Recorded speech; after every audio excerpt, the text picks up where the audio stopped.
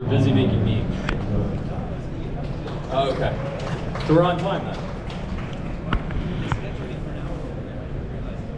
Okay. So you know what? I was in the Yukon Pavilion.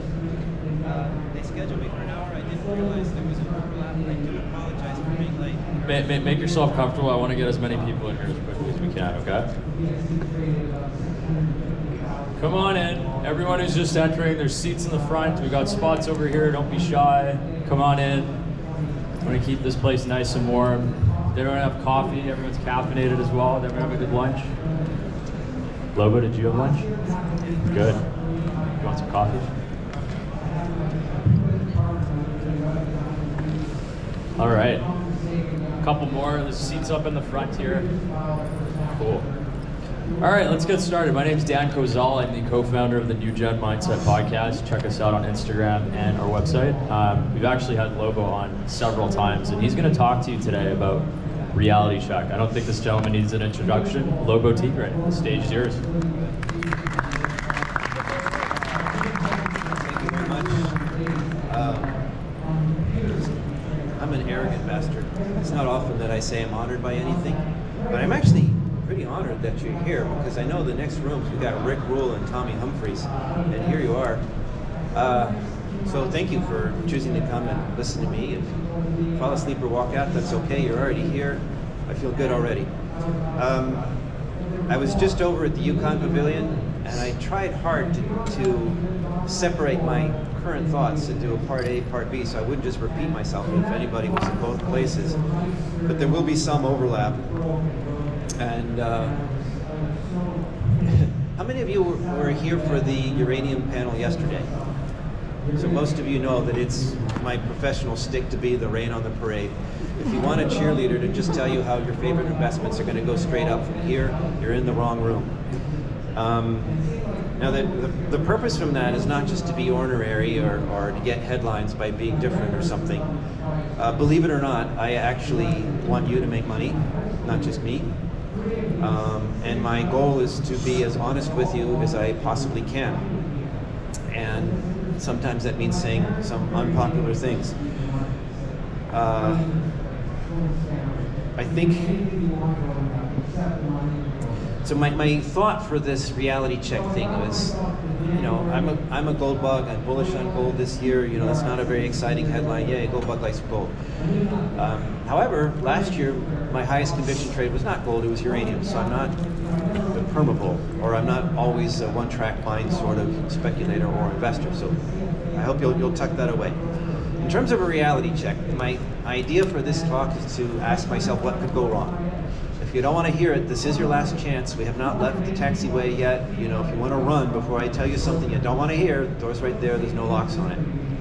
If you're still here, don't blame me if you okay, blame me if you like, but I won't listen if you don't like what I have to say. All right, so first and foremost, I got just a gazillion emails after Doomberg's recent about-face about the new oil plenty that he's now predicting. Now, this is Doomberg.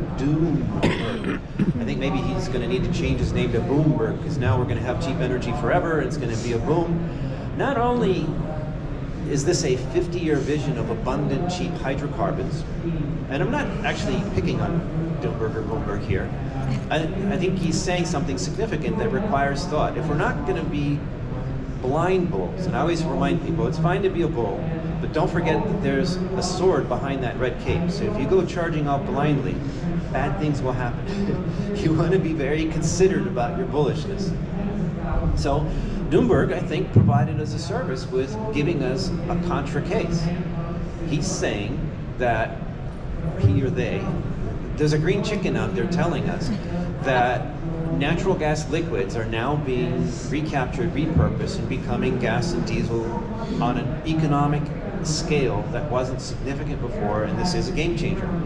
I saw a headline just yesterday, I think it was Bloomberg or some mainstream financial outlet, saying the US is drowning OPEC in oil.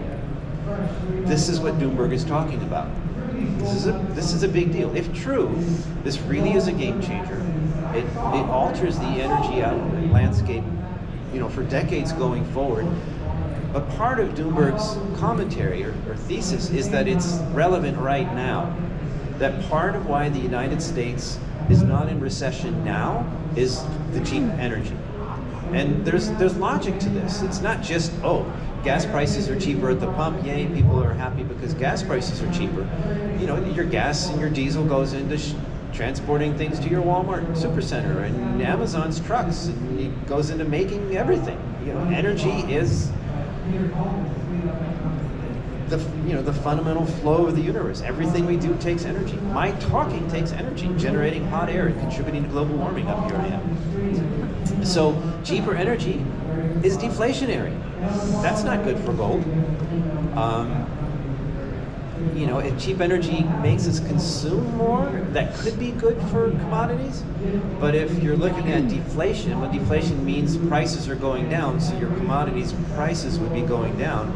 This maybe Doomberg still should be called Doomberg, but not because the world is running out of oil and we have that doom. Now the doom is for commodities prices because cheap energy is going to send all commodities prices lower.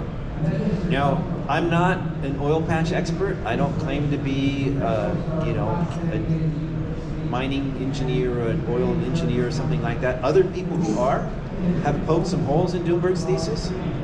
And apparently it's not so easy to convert all these natural gas liquids as suggested. It's not a one-size-fits-all kind of technology. I'm not going to get into the fray here. What I will say, though, is that this is an example of, it's one of these big ideas. If you remember, how many of people have read this or heard one of these Doomberg comments on this? Does anybody not know who I'm talking about, the green chicken? Wow, okay. So this guy's made a big splash. He's supposedly an oil industry insider who, for security reasons and or marketing gimmicks, appears in YouTube videos as a green chicken instead of himself. But hugely successful. This guy's got millions of followers, and you listen to him, he sounds really knowledgeable. For all I know, he is. Other experts, however, have pushed back on Doomberg's thesis. Let's just take it for now that there's an oil industry expert who's telling us we're going into a new era of energy abundance, and not just nuclear, which I'm very bullish on, but specifically hydrocarbons. If he's right, that's something we as resource investors and speculators need to keep in mind. But my pushback is he's saying he's got like this big 50-year outlook based on this pivot. But he's also saying that this is keeping the U.S. economy up now. And I see it as one, let's stipulate that Doomberg is right. The thing about a tidal shift is that the moment the tide shifts from rising to falling is imperceptible. Nobody can see that. You only measure it sometime later, you realize, oh, holy cow, the water's not coming up anymore, it's going down. So if we've reached this tipping point, I have a hard time seeing it as something that's going to make a radical change in the global economy, like right now. I see it as something that if he's right is a factor going forward we need to weigh. I think there are other factors that are probably much more important for the U.S. economy than that. And you know what? Even if gas prices are cheaper at the pump, if corporate America is cutting back because their outlook is negative, which it is, you know, and you're fired, you know, the fact that you're filling up your giant SUV for a few less dollars isn't really going to make you go out and spend more. So I'm skeptical that this thesis changes my, or let me say, this thesis has not changed my speculative investments now, this year. But it is a consideration for us to go, I think, keep in mind going forward. Does that make sense? Have I lost anybody? Okay, all right. But in terms of what could I be wrong about, or what could make us wrong, or have us reconsider our resource investments, I think this is something to watch. This is important. If Doomberg is right, this is a big, big deal.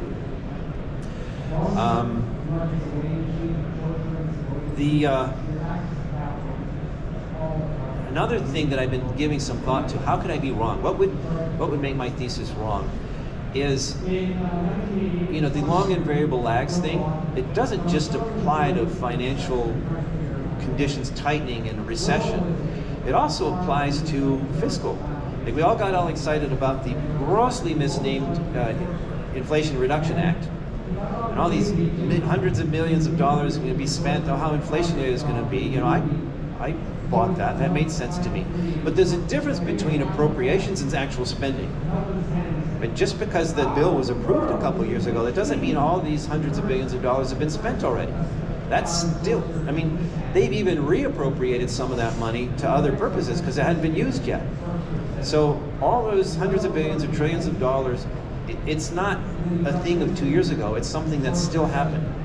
So if there's still, like, the Fed is no longer tightening, they're cutting back on the QE has become QT, but if the money that Washington has approved is still going into the python, the mistake here is thinking, oh, the pig is already 2 years into the python. But what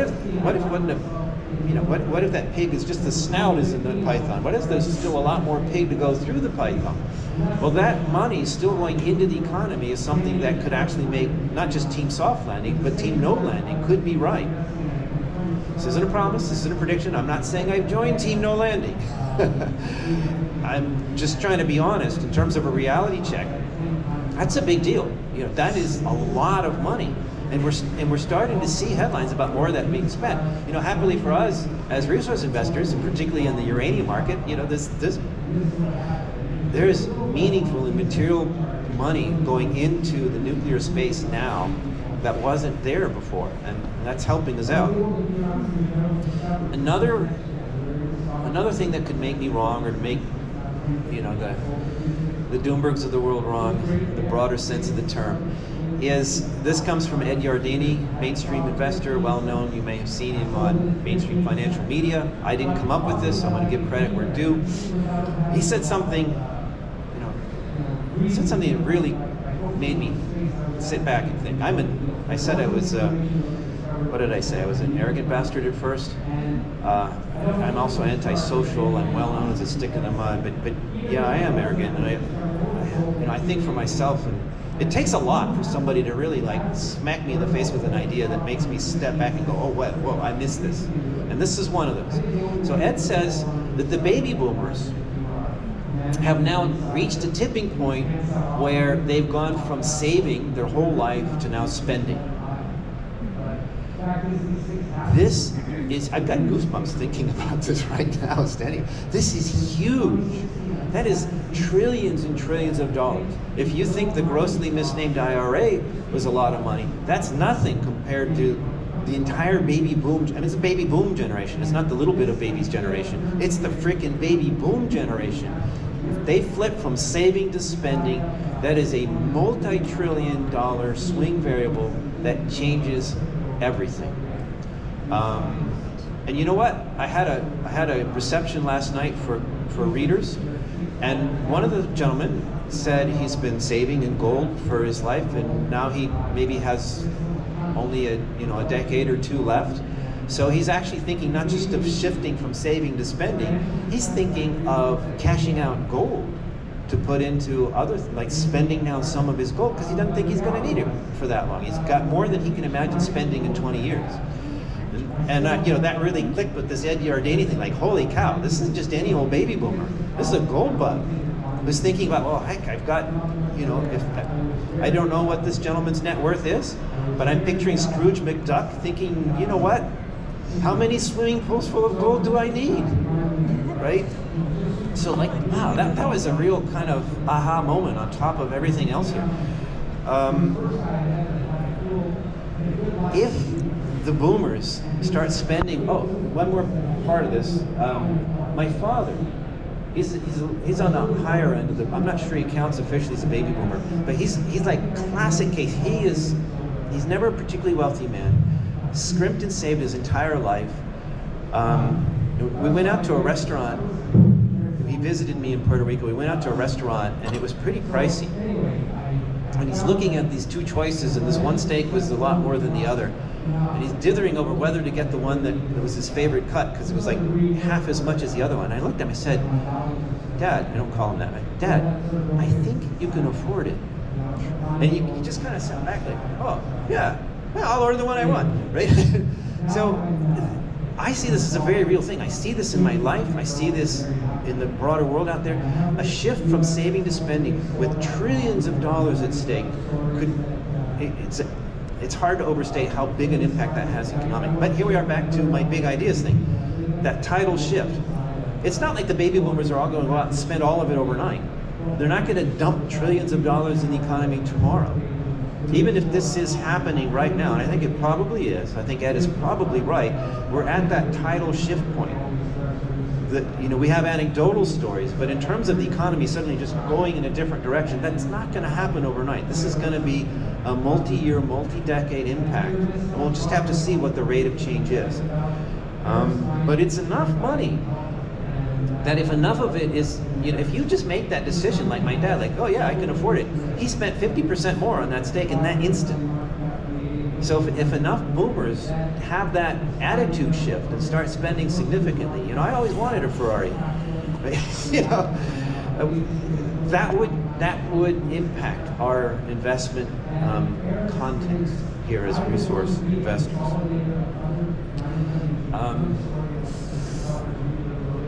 The takeaways here, and I'd like to have a bit of time for Q&A, so I'll wrap this up. The takeaways here are not, oh, I'm wrong, I'm mea culpa, I'm doing it about face.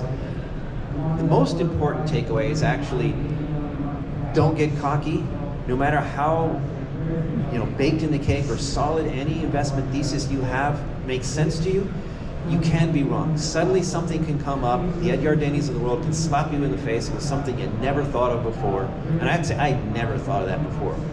Right? And it's suddenly like, you know, what could possibly change? Well, wow, suddenly all these trillions of dollars, I didn't think about it. They're right there, we're ready to go. So don't get cocky, consider how you might get wrong. You know, always bear in mind risk as well as reward. You want to balance the two.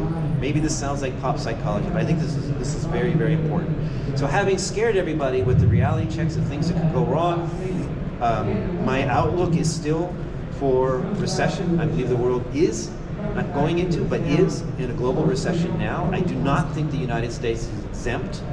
The so-called rolling recession, it doesn't show in the GDP numbers, but manufacturing, shipping, earnings, you know, we've had recession after recession in sectors of the economy in the US, that banana republic to the south of the border from us here, except in the labor spending thing.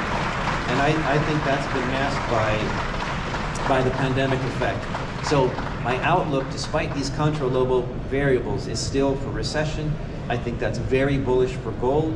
I think the world's shifting to accepting nuclear energy as green is a one-way change, and so that makes uranium a good bet despite the recession. So I like the 2 yellow metals for this year. But if there's a chance for me being wrong, these things I've discussed are impacts. And the good news here is that all of these things, if I'm wrong, they hurt gold, not uranium. All of these things would be great for uranium prices. But the issue with uranium is not that I'm not a bull on uranium, it's just it's gone like this. And I cannot responsibly tell any of you, go out and buy uranium now, and it's just gone like this. The history, the odds, the statistics tell us there will be a dip, buy the next dip. Don't give in to FOMO, don't chase anything at 52-week highs or multi-year highs. All right, I got a little bit of time for Q&A, and I do like, is there anybody who has a burning question that I can address? Yes, sir. In your studies, do you consider that the U.S. government or the Fed will flood money and prevent a recession? The question is, will the money helicopters prevent the recession? My thesis is no, but they will mitigate it. So I think Luke Rahman and some others are saying maybe there won't be a recession because of the government response, or maybe I've got that backwards. I'm sorry, I don't want to throw Luke under the bus. But my thesis is we get a hard landing, but the instant response from the powers that be is to send out the money helicopters. So it won't last long. We're not looking at a multi-year recession. They're not going to wait for all the massive unemployment. As soon as it's obvious that it's happening, they will pivot, not just the Fed, but Washington too. They will send out all this money, and I think that's going to be very inflationary. I think it's going to be great for gold and commodities prices in general. You don't think that they're trying to prevent it? No, I don't think so. Because I think, particularly the Fed, you know, Powell doesn't want to be the next Arthur Burns. He's going to try not to be. So I think they'll wait until they have to. I don't think they'll get in front of it. And I may be wrong, but I think they'll wait until it's pretty obvious. Yes, sir. I have a minute and a couple. Yeah, just to give, I got actually 2 questions. Help us understand how we're going to get into a recession with low unemployment and high GDP, and we're in an election year, and the Fed is expected to cut rates. I've studied capital markets. Okay, I got the question. We're short on time. So how are we going to have a recession? We got low unemployment, election year, the Fed is expected to cut rates. Okay, so the Fed is expected to cut rates just to keep the range. Like if inflation is going down and you hold the rates high, you're actually more restricted.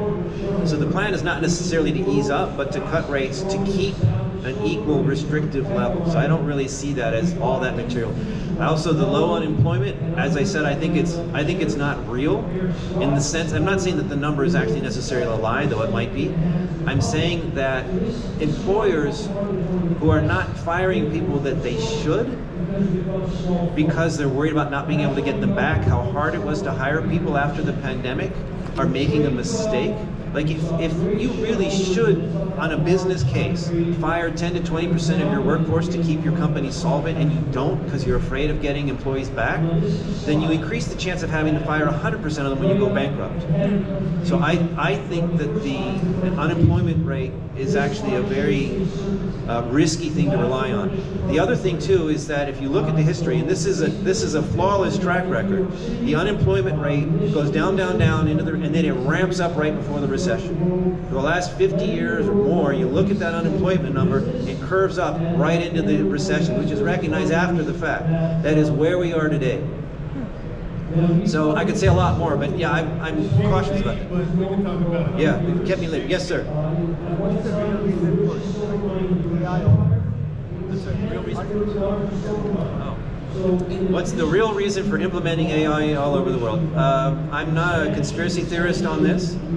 I think simple market forces are quite sufficient. A better mousetrap, but cheaper. I mean, all these companies that realize, let's say real estate companies that realize they don't need to hire a person to write the same repetitive blurb, you know, split plan, ranch house, blah, blah, blah. An AI can do that. Those jobs are gone. It didn't need a conspiracy to fire those people. It was just money saver. Oh, and by the way, you know, the robots are coming too. So this isn't just a white collar thing. I mean, BMW is now putting robots in one of their car plants. You know, it's an interesting world we're going into. I think the AI thing is huge. I think it's going to create massive dislocations. I think it's actually going to create more wealth, though. I think human society as a whole and people will be richer in real terms because of AI. It will be a tremendously empowering, creative force unleashing in human society. But the dislocation on the way there, the jobs that will be destroyed first, that which will be created will come later, and in between, the pain and the outcry will be huge. And I see that actually as inflationary, because anything that's no fault of the people's own, we have now established that no fault of the people's own is sufficient reason to send people a stimmy check. Right? A recession is no fault of the people's own. AI is no fault of the people's own. Anything bad that happened is no fault of the people's own, so let's send them, you know, thousands of dollars. It'll be an interesting world. There was one question over here, and I have a minute left. If you can say quickly and speak loud. I couldn't hear you. What do you think of Donald Trump? You're gonna get somebody to throw eggs at me. What do I think of Donald Trump?